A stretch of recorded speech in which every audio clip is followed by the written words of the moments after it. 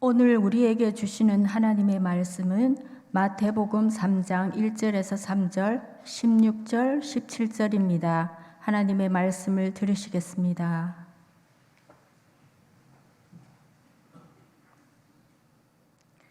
그때에 세례 요한이 이르러 유대 광야에서 전파하여 말하되 회개하라 천국이 가까이 왔느니라 하였으니 그는 선지자 이사야를 통하여 말씀하신 자라. 일러스되 광야에 외치는 자의 소리가 있어 이르되 너희는 주의 길을 준비하라 그가 오실 길을 곧게 하라 하였느니라.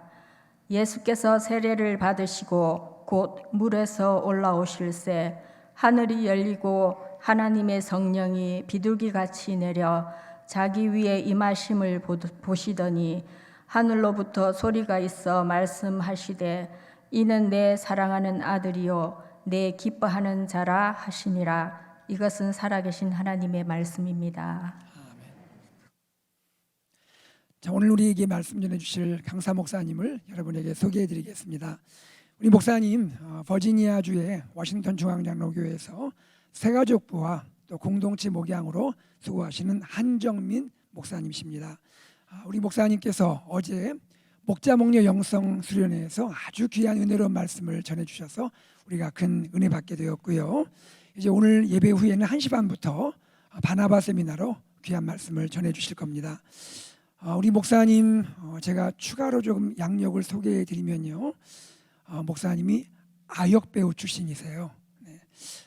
여러분 기억하시는지 모르겠지만 천사들의 합창이라는 그 드라마에 출연하셨고요.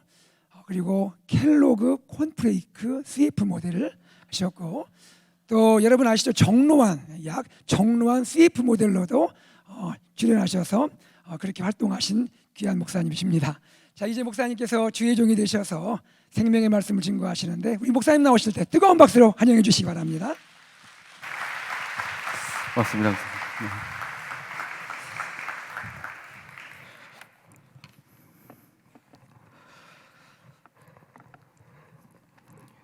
주여, 소개를 너무 거창하게 해주셔서 방금 소개받은 아역 탤런트를 하다가 망해서 여러분 사춘기라는 드라마를 아시는지 모르겠습니다. 정준이랑 최종 엔트리까지 연기 대결을 펼쳐서 누가 주인공이 되냐 했는데 제가 발연기를 펼쳐가지고 저는 주님의 부름을 받고 거긴 나중에 주님을 부름을 받아가지고 신학교를 갔답니다. 부족한 사람 이렇게 환대해 주셔서 너무 감사하고, 또 사랑하는 우리 김준선 목사님 또 교회 계실 때부터 이렇게 어린 동생 목회자를 많이 아껴주셨는데 이렇게 불러주셔서 너무 감사합니다. 교회 저는 어스틴 처음 와봐요. LA에서 살다가 동부 가서 살다가 어스틴 처음 와보는데, 오면서 그런 비행기 타고 오면서 그런 느낌이 들었어요. 우리 집안에 큰 형님 있는데 형님이 이제 집 떠나서 출세해가지고 어스틴의 담임 목사 됐구나. 그 형님 교회 이렇게 놀러 왔습니다. 형님 보러 왔고 우리 목사님 사랑하시는 성도님들 뵈러 왔고, 부족하지만 주의 말씀 함께 나누러 왔습니다. 이렇게 보니까 1부 때도 성도님들 굉장히 인상들이 좋으셨는데 2부 때가 더 좋다고 그러면 안 되죠? 네, 너무 감사합니다. 제가 잠깐 기도드리고 말씀 나누겠습니다. 존귀하신 하나님 아버지, 부족한 종이 오늘 주신 우리 가스펠 프로젝트 마태복음 3장 말씀 함께 쉐어하게 됩니다. 말씀 주신 하나님, 말씀의 저자가 되시는 성령 하나님, 저희들의 심령 가운데 임재하셔서 하나님의 말씀을 통해 하나님 영광 받으시고 이 말씀이 우리의 삶에 잘 적용되고 은혜되도록 축복하여 주옵소서. 주님께 모든 것 감사하옵고 존귀하신 예수님 이름으로 기도하옵나이다. 아멘. 들어가는 말 잠깐 PPT로 보겠습니다. 예수님의 공생의 사역은 하늘의 소리를 들음으로 시작되셨습니다. 제 신학교 때 제 베프 중에 가장 친한 친구가 있는데 별명이 달건이었습니다. 여러분 달건이라 아시는지 모르겠지만 건달의 전문 용어라고 불리더라고요. 이 친구가 크리스마스가 됐는데 저한테 갑자기 질문을 합니다. 야, 너 성탄절에 사람들이 왜 이렇게 흥분하고 들뜨는 줄 아냐? 그래서 제가 뭐 선물 때문에 그러겠지 그랬더니 아유 이 멍청한 놈, 야 선물이 중요한 게 아니라 메시아 갈망사상이 있어서 그래 그러는 거예요.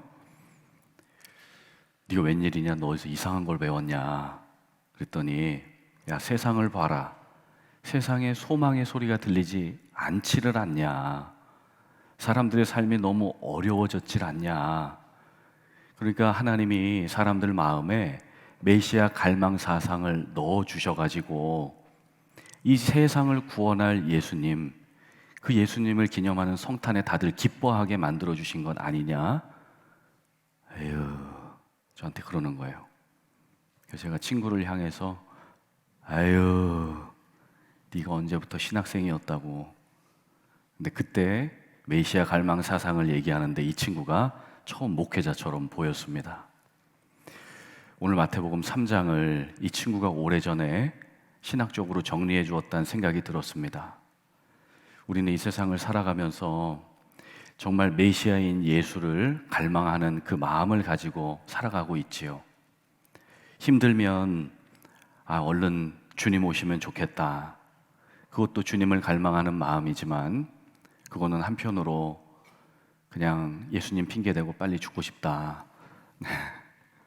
여러분들 중에는 그런 분들이 없겠지만 그런 표현으로도 들릴 때가 있기는 합니다. 삶이 얼마나 힘들면 그럴까라는 생각도 해보게 되는데 정말 하늘의 소망을 두고 하늘의 소리를 듣기 원하는 사람들은 메시아이신 예수 그리스도, 그분이 이 땅에 하루속히 오시기를 소망하는 마음들이 다 있지요. 그러나 이 세상의 소리를 들어보면 얼마나 소망이 없는지를 모릅니다. 권력형 정치가들은 자기들 당선시켜주면 세상 바꿔주겠다는 소리 하지만 그렇지 않은 경우들이 많은 것을 보게 되지요. 성경의 가치가 말살된 소리를 들어봐도 소망이 없는 소리고, 국가 안보도 그렇고 동성애라든지 인종차별이라든지 가난과 기근과 전쟁, 이 세상 돌아가는 소리들을 들어보면 얼마나 소망이 없는 우울한 소식들인지 우리가 잘 알 수가 있습니다. 오늘 세례 요한 그 성경 시대 당시에도 마찬가지였던 것 같습니다. 세례 요한의 이어폰을 꽂고 세상의 소리를 들어보니까 온통 아픔과 절규의 소리들이에요. 세례 요한의 안경을 끼고 세상을 보니까 모든 게 절망스럽습니다. 백성들을 영적인 바른 길로 인도해야 할 종교 지도자들이 타락해 있지요.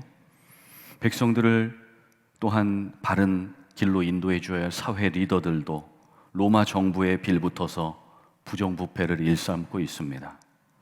그들의 사생활도 윤리 도덕적으로 다 어렵습니다. 가난한 자들을 도와주어야 되는데 가난한 자들에게 더 많은 세금을 징수하지요.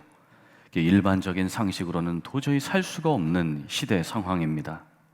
기득권자들, 리더십들, 제사장들, 레위인들, 귀족들, 주님의 자손이라고 하는 아브라함의 자손들까지도 다 이중적인 삶을 살아가는 시대적 정황을 볼 수가 있습니다. 세상 어디를 봐도 하나님의 통치와 다스림, 하나님의 나라라고 하는 하나님의 통치를 볼 수가 없습니다. 세례 요한은 이 시대를 보면서 너무 가슴이 아픈 거예요. 이 인간사를 구원할 진정 메시아 언제 오시려나? 구약의 그 많은 선지자들이 기다렸던 주 예수 그리스도 언제 오시려나? 계속 메시아의 갈망 사상이 세례 요한의 마음을 치고 있는 것입니다. 난세의 영웅을 기다리는 인간의 흑역사는 중국의 진시황조 때라든지 조선의 조선왕조 500년 때든지 미국 역사든지 성경 역사든지 우리는 세상을 구원할 영웅을 기다리고 있지요. 뭔가 영웅적인 드라마를 봐도 우리는 너무 그것에 매료될 때가 있습니다. 이 세상의 모든 것을 다 소유했던 솔로몬, 많은 것을 가지고 누렸지요. 그가 전도서 마지막에 말합니다.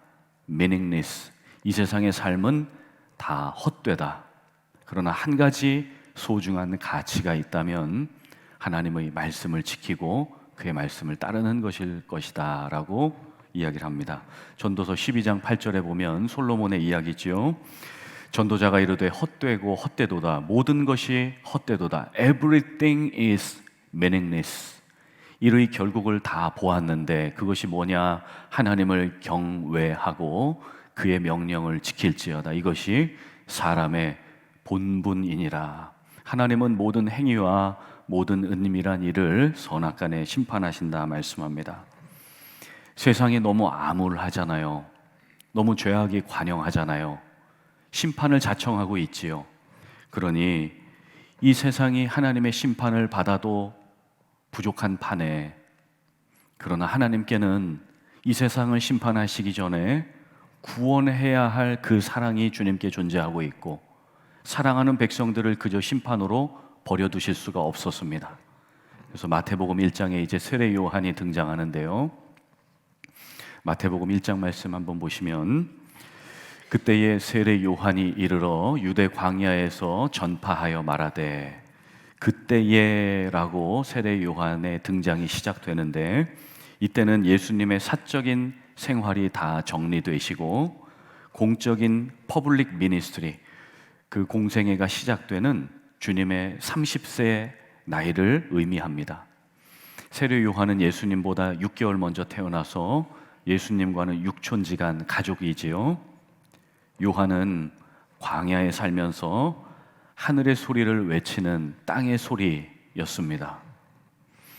마태복음 3장 3절에 보시면 광야에 외치는 자의 소리가 있어 이르되 너희는 주의 길을 준비하라, 그가 오실 길을 곧게 하라, 그렇게 이야기를 또 합니다. 광야, 우리가 많이 들어봤는데 광야가 어떤 곳인가? 성경에서 히브리어로 광야를 미드바르라는 단어를 씁니다. 이 단어는 사람이 없음, 외롭고 고독한 곳이라는 뜻입니다. 이 미드바르의 동사형이 다바르입니다. 미드바르에서 다바르가 나왔어요. 이 다바르는 말씀을 순종하다라는 뜻입니다. 그러니까 광야는 어떤 곳인가? 하나님의 말씀을 듣고 말씀을 살아가는 곳이다, 이렇게 볼 수가 있지요. 그래서 광야는 하나님의 말씀을 듣고 하나님의 소리에 이끌림을 받는 장소로 볼 수가 있습니다. 세례 요한은 태중에서부터, 어머니 뱃속에서부터 성령 충만한 자로, 주님의 길을 준비할 자로 부름을 받았지요. 제사장의 아들로 태어났고 아버지도 제사장, 본인도 제사장. 근데 제사장의 길을 가지 않고 광야로 그냥 나가버렸습니다. 당시의 제사장들이 너무 부패한 것을 보고 이 모습을 보면 하나님이 이 땅을 심판하시겠다, 그것이 너무 두려워서 광야로 가서 주님과 깊은 교제의 삶을 살았습니다. 그러나 광야는 장소적으로 매우 열악하지요. 저명한 구약학자 월터 브루그만 박사는 광야가 어떤 곳인가? 광야는 아무것도 없음의 자리다, 이렇게 표현을 했습니다. 제가 지난해 이스라엘을 가봤었는데 광야를 가보니까 낮에는 너무 덥습니다.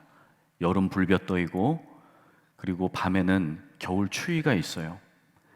전갈이 우글거리고 독사가 우글거리고 들짐승이 많습니다. 함부로 거긴 사람 갈 곳이 못 됩니다. 그러나 이 요한은 그곳에서 메뚜기를 먹고 석청, 야생 꿀이지요, 이 두 가지를 섭취하면서 하나님의 말씀을 전하는 선지자로 살았어요. 메뚜기를 먹었다는 것, 꿀을 먹었다는 것, 왜 이것을 먹었을까 제가 생각해 봤는데, 먹을 것이 없기도 하지만 요한도 건강을 챙겨야 되잖아요. 단백질을 보충해야 되고 여러분 아시죠? 벌레가 고단백 식품입니다. 고단백을 섭취하고 그다음에 고당을 섭취하고 요한도 건강을 챙기면서 복음을 전했던 것입니다. 앞서 말씀드린 이 미드바르, 광야라고 하는 단어에서 다바르라고 하는 말씀이 나왔어요. 이 다바르에서 드바르라고 하는 지성소가 나왔습니다. 광야는 어떤 곳인가? 하나님의 말씀을 듣는 장소이고, 드바르, 지성소, 하나님과의 깊은 임재를 누리는 장소다라고 하는 것입니다. 성경은 우리 인생을 광야로 묘사하지요. 외로운 곳, 아무것도 의지할 곳 없는 나그네 길이라고 묘사를 합니다. 그런데 이곳에 어떤 의미를 부여하냐에 따라서 광야가 동산이 되기도 하고 하나님의 지성소가 되기도 하는 것이지요. 헬리나우에는 그의 책 외로움에서 고독의 광야로 들어가는 것이 영성 생활이다 이렇게 이야기를 했는데요. 외로움의 광야에 들어가서 조용히 끈기 있는 노력을 통해 그 광야를 고독의 동산으로 바꾸는 용기가 있어야 된다. 그것이 영성 생활이다 이렇게 얘기했습니다. 그런데 외로움 좋아하는 사람은 없습니다. 고독 더 싫어합니다. 요새는 한국에도 젊은 분들, 노인분들 고독사가 많아요. 혼자 사는 것은 외롭습니다. 그러나 주님이 말씀하시는 고독의 장소는 홀로 있음의 자리가 아니고 하나님 아버지와 함께 누리는 함께 있음의 자리인 것이지요. 여러분, 우리가 고독한 시간에 피곤하면 저도 누워서 유튜브 볼 때가 있습니다. 드라마를 볼 때도 있고 영화를 짤로 볼 때도 있고, 저는 캠핑 유튜버들의 캠핑을 보면서 제 피곤함을 달래기도 하는데요. 목사가 뭘 그런 걸 보냐, 지금 그런 표정은 아니신 거죠? 네, 저만 보는 거 아닌 줄로 압니다. 근데 중요한 것은 그 고독한 시간에 누워서 핸드폰 볼 때 좀 조심해야 되잖아요. 핸드폰 보다가 떨어뜨리면 네, 번쩍하잖아요. 얼굴에 기스가 생깁니다. 우리는 홀로 있는 거 별로 안 좋아합니다. 혼자 있을 때 뭘 보아야 되고 만나야 되고 먹어야 되고. 그러나 우리 주님은 광야의 인생길, 주님과 깊은 그 지성소 드바르, 하나님의 말씀이 나오는 다바르, 그것 주시기 위해서 우리 주님은 우리를 광야로 부르셨다는 말씀이지요. 세례 요한이 첫 번째 외침을 전합니다. 마태복음 3장 1절에 보니까 그때의 세례 요한이 이르러 유대 광야에서 전파하여 말하되 회개하라 천국이 가까이 왔느니라 얘기합니다. 회개하라, 하늘나라의 왕국이 이 땅에 임하고 있다, 이런 뜻입니다. 회개하라는 말은 헬라어로 메타노이아, 가던 길에서 돌아온다. 내 욕심의 길을 내려놓고 주님이 인도하시는 길로 유턴한다, 이런 의미가 있습니다. 자, 두 번째 세례 요한의 외침은 주님 오실 길을 준비하라 였지요. 마태복음 3장 3절 말씀에 보니까 그는 선지자 이사야를 통하여 말씀하신 자라 일렀으되 광야에 외치는 자의 소리가 있어 이르되 너희는 주의 길을 준비하라, 그가 오실 길을 곧게 하라, 이렇게 회개하라 그리고 준비하라, 이 이야기를 전합니다. 이 당시에 왕이 임하기 전에, 왕이 어떤 동네를 간다 그러면 그 앞에 전령사들이나 메신저들이 먼저 가서 왕이 오실 길을 평탄화 작업을 했습니다. 그 왕이 이 길을 잘 갈 수 있는지, 어떻게 가는지 사람들에게 도착 시간을 알리기도 하고 그 땅을 곱게 만들기는 했었죠. 세례 요한이 만왕의 왕이신 예수님의 길을 준비하는 자였죠. 사람들의 마음을 유턴하게 해서 그 마음을 회개로 말미암아 정결케 해서 주님을 맞아들일 수 있도록 주님 오실 길을 준비하는 자로 하나님이 그를 세우셨던 겁니다.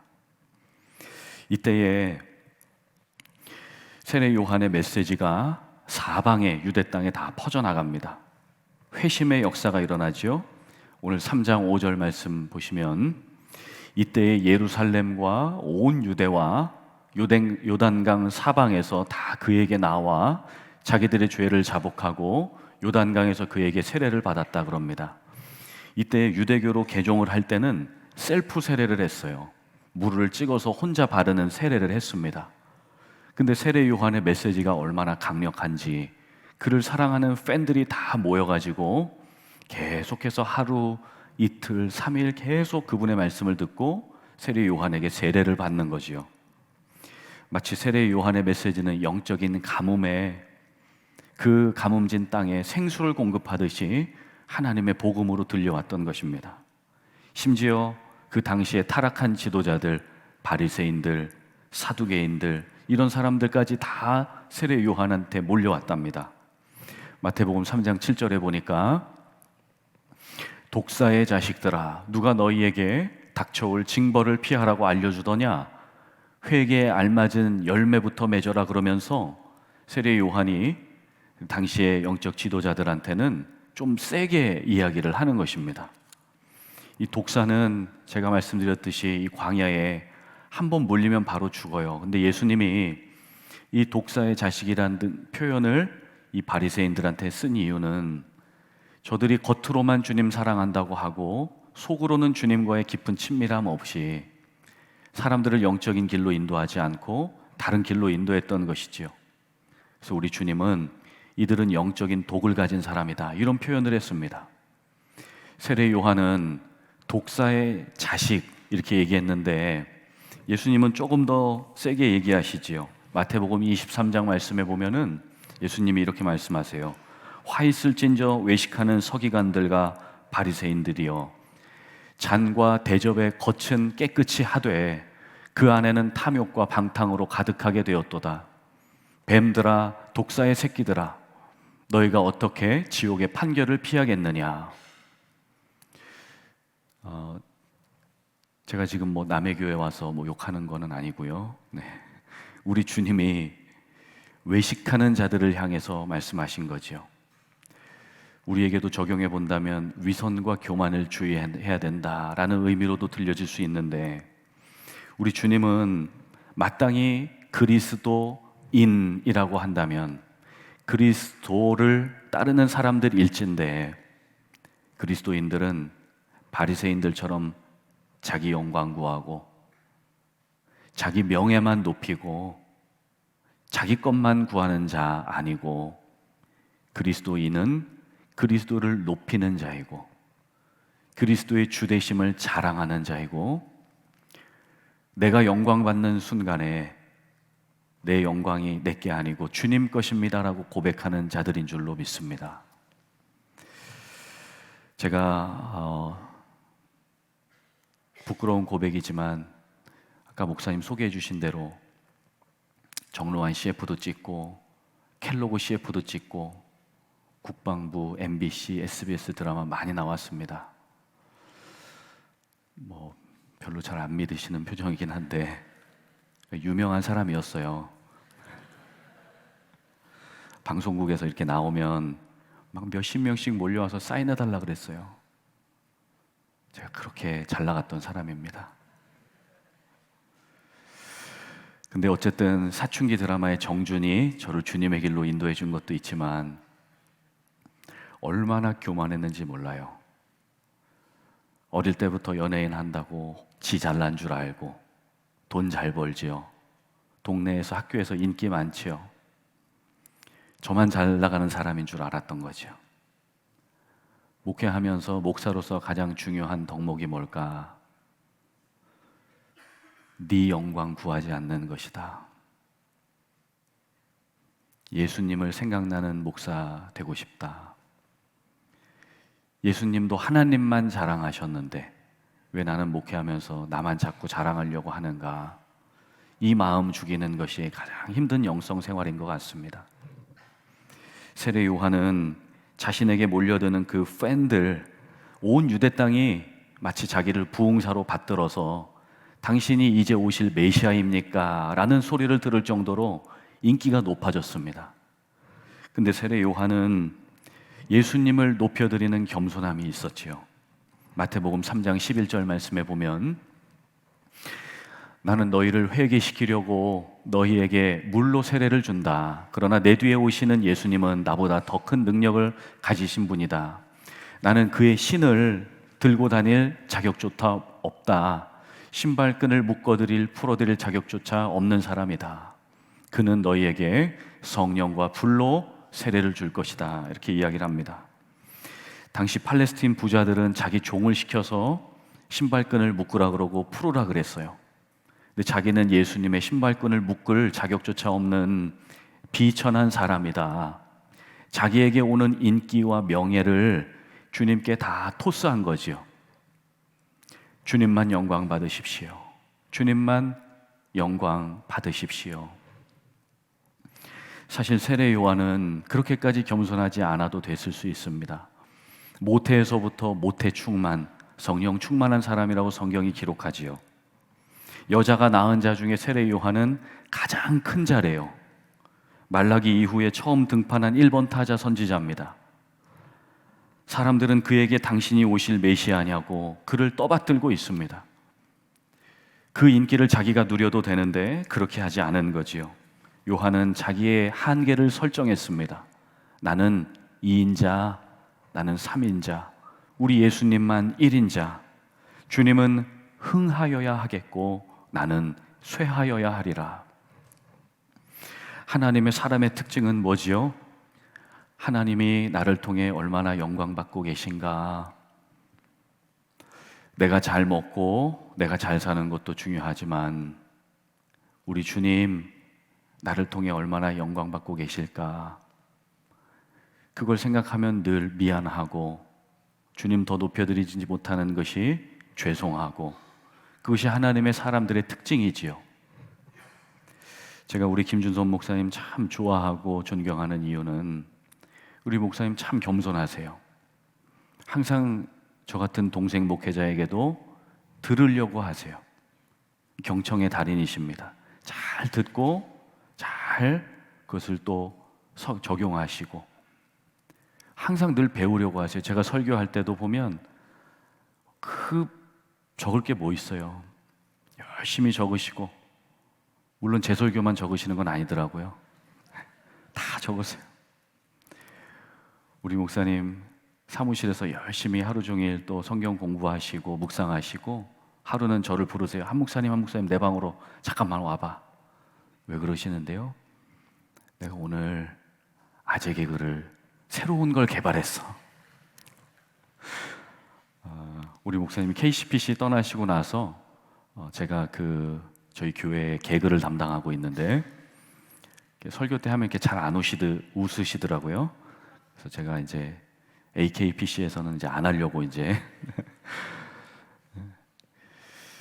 우리는 우리 얘기를 잘 경청해주고 나를 세워주는 사람을 좋아하지요.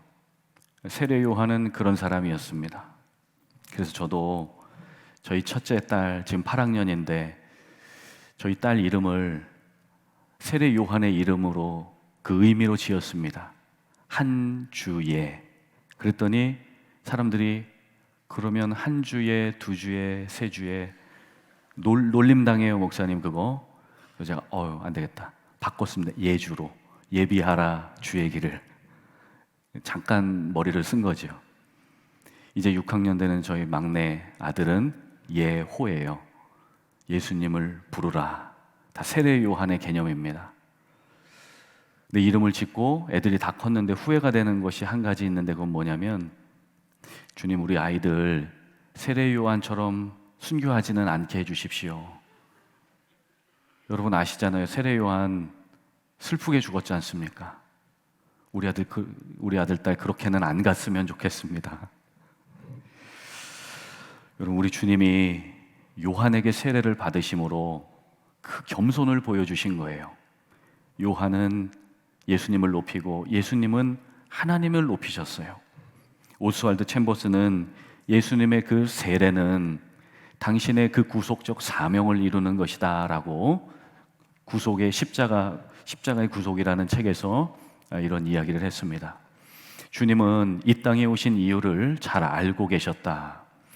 주께서 세례 요한의 세례를 받으신 것은 자신이 무엇을 하고 있는지 알고 계셨음을 드러내며 모든 사람들에게 자신이 이 세상의 모든 죄의 일치되셨다는 사실을 공적으로 보여주는 첫 사건이었다. 즉, 주님은 세례를 받으시면서 역사 속에서 공적으로 자신의 소명을 분명하게 받아들이셨다라고 이렇게 설명을 했습니다. 세례의 본질이자 모델은 예수님이시지요. 여러분 아시듯이 세례라는 것은 영적으로 죽고 물속에 들어갈 때 죽고 나옴으로써 부활을 한다는 영적인 죽음과 다시 삶의 의미가 있는 것이지요. 예수님은 그것을 우리에게 보여주셨고 세례 요한은 그러한 예수님의 십자가의 모습, 부활의 그 영광을 드러내는 자로 부름을 받았던 것입니다.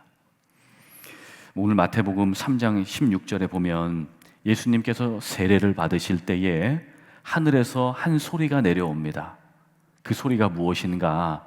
예수께서 세례를 받으시고 곧 물에서 올라오실새 하늘이 열리고 하나님의 성령이 비둘기같이 내려 자기 위에 임하심을 보시더니 하늘로부터 소리가 들리는데 말씀하시되 이는 내 사랑하는 아들이요 내 기뻐하는 자라. 하나님 아버지가 아들 예수한테 말합니다. 내 사랑하는 아들아, 내 기뻐하는 아들아 말씀하시는 거예요. 주님의 퍼블릭 미니스트리가 시작되는 이 시점에 하나님은 아들 예수에게 사명을 주시기 전에 너는 사랑받는 사랑자다. 사명자이기 전에 사랑자다. 넌 사랑받는 존재야. 너는 사람들을 사랑받는 존재로 일깨워주는 아들 예수다. 사명 이전에 사랑을 깨우쳐 주셨습니다. 여러분 많은 사역들을 감당하고 계실 텐데 사역이 뭐지요? 사역은 사역이지요. 죄송합니다. 이런 아재 개그 하면 안 되는데 지금 눈들이 커져가지고 제가 놀랐습니다. 사역이 뭐지요? 일이에요. 하나님은 아들 예수에게 사역, 사명 주시기 전에 사랑 주셨다는 겁니다. 우리 주님이 자기를 부인하지 않겠다라고 했던 베드로 몇 번 부인했지요? 3번 부인했습니다. 다른 사람이 다 예수 버려도 나 예수 안 버립니다. 장담했는데 3번이나 예수님 버렸습니다. 예수님 십자가에 달려 돌아가셨을 때 베드로와 제자들 다시 다 고향의 디베랴 바닷가로 떠났습니다. 다시 물고기잡이 어부가 됐지요. 물질을 마치고 배를 끌고 베드로와 제자들이 다시 육지로 돌아왔습니다. 그때 예수님이 어떻게 하셨지요? 그 육지에다가 생선 구이를 만들어 주시고 생선 숯불구이와 빵을 만들어 주셨어요. 와서 조반 먹거라, 아침 먹거라 얘들아. 그 예수님이 베드로한테 질문하세요. 베드로야, 너 나 사랑하니? Yes, I am. 사랑합니다. 또 물어보세요. 베드로야, 나 사랑해? 네, 주님 사랑하지요. 또 물어보십니다. 3번 물어보시고 3번 대답했어요. 여러분, 예수님이 베드로에게 왜 3번 물어보셨을까요? 너 배반 안 한다 그러고 3번 배신했지. 너 어디 한번 3번 한번 혼나봐라. 너 한번 죽어봐라. 이 자식 혼나봐라. 우리 주님은요, 베드로가 300번을 배신을 하든 3000번을 배신하든 관계없습니다. 우리 주님은 베드로를 너무 잘 아세요. 우리 주님은 정민이를 너무 잘 아세요. 목사지만 부족함이 많은 걸 아시고, 안수받은 목회자이지만 여전히 제 안에도 죄가 있는 것을 아세요. 연약한 존재임을 아십니다. 그래서 우리 주님이 베드로에게 말씀하시는 거예요. 너 나 사랑하니? 베드로를 정죄하시는 것이 아니고 베드로의 죄를 주목하시려는 게 아니고, 베드로야, 너 처음 내가 너 콜링했을 때, 사람 낚는 어부 만들어준다 했을 때 나 좋아서 따라 나왔지? 그게 나를 향한 사랑인 거야. 비록 지금은 십자가에 달린 예수를 부인해서 망연자실해 있지만 네가 처음부터 나를 얼마나 사랑했는지 내가 알고 있다. 우리 주님은요, 주님을 배반했든 목사에게 연약함이 있든 우리에게 어떤 모습이 있을지라도 주님 사랑합니다. 주님, 내가 주님 좋아해요. 그 순간이 짧게 있든 길게 있든 우리 주님은 주님을 향한 그 사랑을 너무 좋아하시는 거예요. 우리 형편과 처지와 상관없이, 우리의 믿음이 떨어졌든지 어쨌든지 상관없이 우리 주님은 너나 사랑하니? 예, 사랑합니다. 그거면 됐어. 오케이, 그거면 됐어. 저는 이 음성이 들려요. 저한테도, 정민아, 너 목회 왜 그렇게밖에 못하니? 너 나 사랑한다면서 아프리카 오지에 선교사로 못 나가냐? 네 와이프는 맨날 가자 그러는데. 저희 아내는 참고로 제가 자매님 사랑하는 감정이 생겼습니다. 저랑 연애해 보실래요? 그랬더니 저한테, 형제님 아프리카 선교에 비전 있습니까? 제가 한두 달을 정말 기도를 많이 하고 주님의 음성을 듣고 얘기했는데 저희 아내는 저한테 아프리카 선교에 비전 없으면 어려울 것 같네요. 아, 내가 지금까지 기도한 것이 마귀의 음성을 들은 거구나. 우리 주님이 저희 아내처럼 아프리카 가자고 그렇게 안 해요. 우리 주님이 여러분들을 보면서 너 왜 사역 그렇게밖에 못하냐? 너 봉사 한 개밖에 안 해? AKPC 교회는 최소한 4가지씩 하는데. 죄송합니다. 그냥 제가 소설 쓰는 거예요. 우리 주님이 목회 성적표 내놓으라고 하신 적이 없어요. 저는 고등학교 1학년 때 우울증이 너무 심했습니다. 공황장애가 너무 심해서 한 1년 반 동안 자살 충동이 너무 심했어요.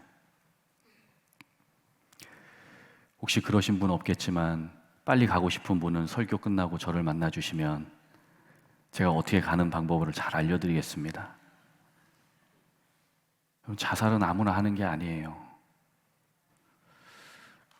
그렇게 가신 분들 너무나 아파서 그렇게 가신 거지만 주님 주신 한 영혼이라는 생명이 너무 귀합니다. 제가 유서를 써놓고 고등학교 1학년 때 유서를 써놓고 죽으려고 하는 그때에 우리 하나님께서 성령을 통해 제게 말씀하셨어요. 불현듯 어디선가 음성이 들립니다. 사랑하는 아들아, 사랑하는 정민아. 저는 그때까지 누가 저를 사랑한다는 얘기를 단 한 번도 들어본 적이 없습니다. 제가 중학교 3년 동안 농구를 너무 좋아해서 새벽 5시에 농구공 들고 나가면 밤에 11시, 12시에 들어왔어요. 저는 중학교 때부터 대학생 형들하고 1대1, 3대3, 5대5 농구대회 나가고 NBA 가는 게 제 꿈 중에 하나였습니다. 지금 한 분이 비웃으셨는데 그러니 저희 어머니가 저를 좋아할 리가 없지요. 맨날 공부할 시간에 공부 안 하고 집에 들어오면 나가라. 이거는 노말한 나가 죽어라. 전문 용어로 나가 되져라. 온갖 욕설을 들으면서 저는 자랐습니다. 사랑한다는 얘기 들어본 적 없어요. 그런데 하나님께서 이 한 영혼 살리시려고 사랑의 존재로 빚으시려고 제게 오셔서 사랑하는 아들아, 하늘로부터 주의 음성을 들려주셨습니다. 지금도 우리 주님은 저를 부르실 때마다 한 목사야 라고 부르신 적이 없어요.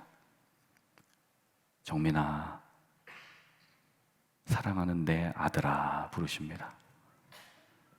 저는 그 주님이 너무 좋습니다. 제가 철이 없을 때는 하나님, 나 만명교회 목회하는 목사 되게 해주세요. 또 한 분이 비웃으신 것 같은데 농담입니다. 한국의 복음주의 4대 목사님, 옥하는 목사님, 하용조 목사님, 이동원 목사님, 홍정길 목사님 뒤를 잇는 한정민 목사 되게 해주세요. 그분들은 10,000명씩 목회하니까 주님 저는 믿음이 크잖아요. 저는 50,000명 목회해 주세요. 할렐루야.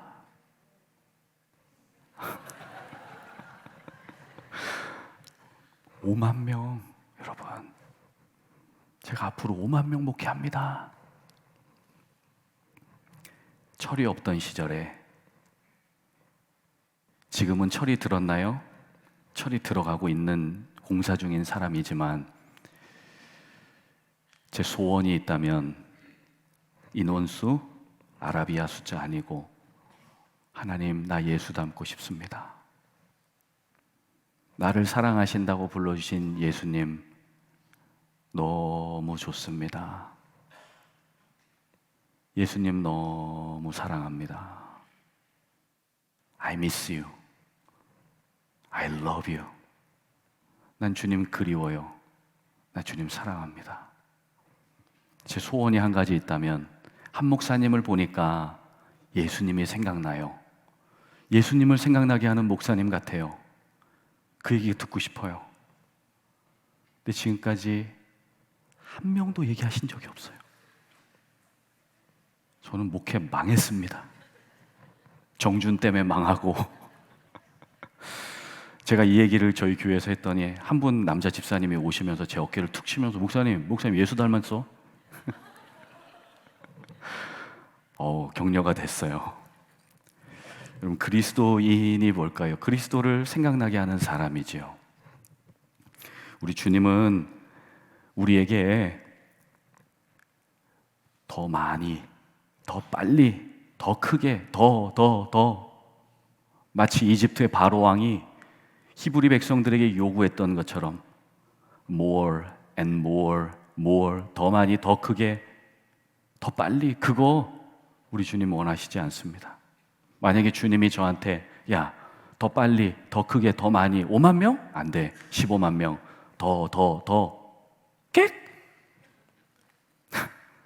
더 하다 저는 죽어버렸을 겁니다. 우리 주님이 목회자인 저에게 원하시는 것은 내 안에 거하라. Remain in me. 내 사랑 안에 거하거라. 가지가 나무에 붙어 있으면 절로 과실을 맺나니. 저는 그냥 예수님께 붙어 있기를 우리 주님이 원하시는 거죠. 여러분 주님이 오늘 여러분들에게도 사랑하는 아들아, 사랑하는 딸아, 하늘의 음성을 들려주시기를 예수님의 이름으로 간절히 축복합니다. 이렇게 하면 설교를 마쳐야 되는데 조금 남았습니다. 예수님이 세례 받으실 때 성령이 임하고 사랑의 존재라는 것이 확인되었죠. 성령의 역사였습니다. 그러니 우리의 삶에도 내가 지금 이 광야에서 어디로 갈지 모르겠고 어떻게 살아야 될지 모르겠고 때로는 존재 목적이 상실이 되어지는 그런 것 같은 느낌이 들 때에 우리 하나님은 성령을 통해 우리의 길을 인도해 주십니다. 성령을 통해서 기다리게 하시지요. 기다림은 길을 엽니다. 하나님이 놀랍게 역사하시지요. 구약의 이스라엘 백성들 광야에서 불평했지만 성경에 보면요, 하나님은 이스라엘 백성들하고 광야에서 신혼 살림을 차리셨대요. 광야를 신혼 사랑을 보내는 애틋한 사랑의 장소로 만드셨답니다. 그리고 출애굽기에 보면 광야 백성을 독수리 날개로 업어서 자기의 새끼를 인도하듯이 사랑하는 백성들을 독수리 날개로 업어서 인도하고 계시다고 말씀합니다. 여러분 그래서 지금 다 영안의 눈을 뜨고 한번 보십시오. 여러분 발 밑에 독수리 날개 보이십니까? 이거는 아재 개그가 아닌데 독수리 날개로 업어서 여러분들을 인도하고 계세요. 그것이 하나님의 놀라운 은총인 것입니다. 저는 오늘 말씀을 나눈 우리 귀한 성도님들, 광야 같은 삶일지라도 우리 모두에게 들려주시는 이 하늘의 음성이 있고 하나님의 사랑의 신혼의 교제가 있고 독수리의 날개로 업어 인도하시는 거룩하신 하나님의 손길과 은총이 우리 사랑하시는 AKBC 우리 귀하신 성도님들의 삶에도 가정에도 자녀들에게도 미래의 기도 제목 위에도 늘 지금부터 영원까지 함께 하시기를 예수님의 이름으로 간절히 축복합니다. 이렇게 기도하겠습니다. 존귀하신 하나님 아버지, 오늘 종에게 말씀을 주셔서 사랑의 존재로서의 부르심이 무엇인지 사명자이기 전에 사랑자로 부르셨던 주의 음성 다시 경청하게 해주셔서 감사합니다. 한 주 동안도 삶에 지쳐 이 자리에 나온 주님의 사랑하는 아들, 딸들 긍휼히 여겨주시고 하늘의 위로와 격려로 함께하여 주시고 오늘도 사랑하는 아들아, 사랑하는 내 딸아 부르시는 주의 음성을 듣고 승리하는 우리 모든 성도님들 되도록 축복하여 주옵소서. 주님께 모든 것 감사하옵고 존귀하신 예수님 이름으로 간절히 기도하옵나이다. 아멘. 우리 함께 자리에서 일어서셔서 응답 찬송 함께 드리겠습니다.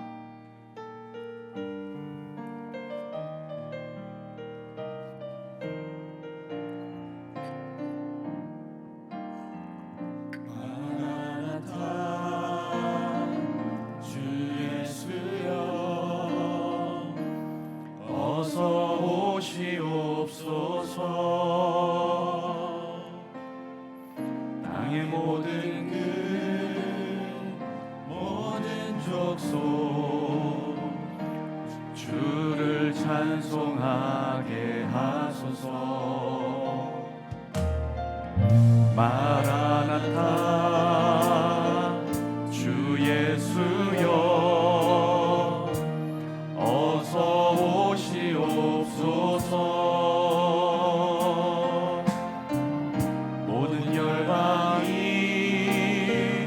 주께 돌아와 춤추며 경배하게 하소서.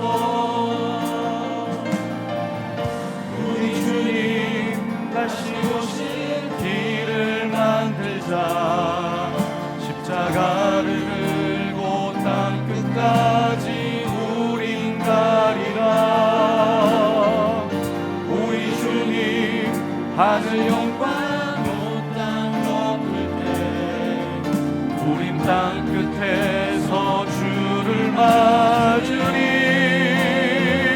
마라나타 마라나타 아멘. 주 예수여 오시옵소서. 마라나타 마라나타 아멘. 주 예수여 오시옵소서. 우리 주님 다시 오실 길을 만들자. 우리 주님 다시 오실 길을 만들자. 십자가를 들고 땅 끝까지 우린 가리라. 우리 주님 하늘 영광 온 땅 덮을 때 우리 땅 끝에서 주를 맞으리. 마라나타 할렐루야. 마라나타 주 예수여 오시옵소서. 마라나타 마라나타 아멘. 주 예수여 오시옵소서. 우리 한 번 더 찬양합니다. 마라나타 마라나타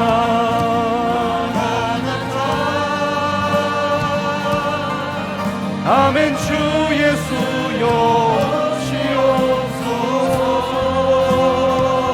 마라나타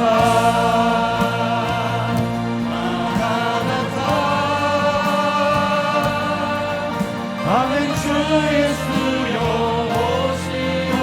오시옵소서. 아멘. 주 예수여 오시옵소서. 우리 한 번 더 고백합니다. 아멘. 주 예수여 오시옵소서. 아멘. 주 예수여 오시옵소서. 할렐루야. 우리 하나님께 큰 영광을 박수 올려드리겠습니다.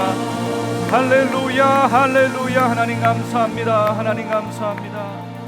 우리 이 시간 합심해서 한 번만 기도하겠습니다. 함께 기도할 때에 마라나타 주 예수여, 우리의 삶에 임재하여 주시옵소서. 주님의 사랑의 영으로 충만하게 임재하여 주시옵소서. 나를 사랑의 존재로 부르신 주님, 우리를 사랑의 존재로 부르신 주님, 나와 우리의 가정과 교회와 지역과 열방을 주의 사랑으로 덮으시고 사랑의 존재로의 삶을 선택하며 살아갈 수 있도록 은혜 베풀어 주시옵소서. 이와 같은 기도 제목 가지고 주여 한번 부르고 같이 한번 기도하겠습니다. 주여,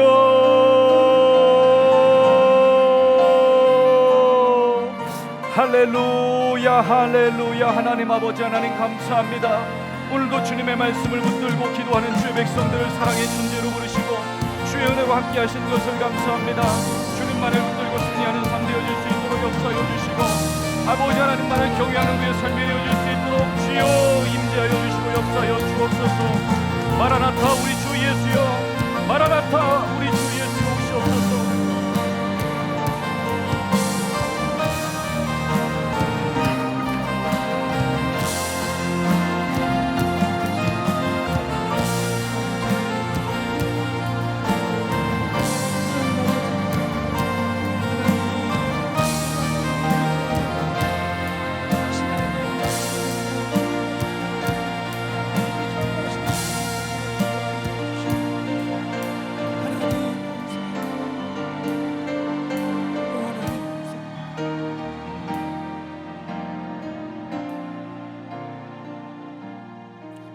사랑하는 하나님 아버지, 오늘 귀한 주의 종을 통하여 하나님의 음성을 듣게 하심을 감사합니다.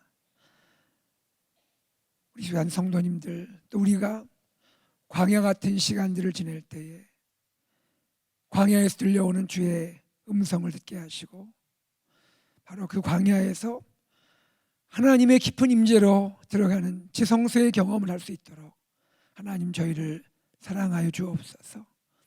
우리에게 귀한 사명 주심을 감사합니다. 그러나 사명 이전에 내가 하나님께 사랑받는 자라는 것을 잊지 않고 기억하며 감사함으로 나도 사랑을 고백하며 주님께 나가도록 우리를 축복하여 주시옵소서.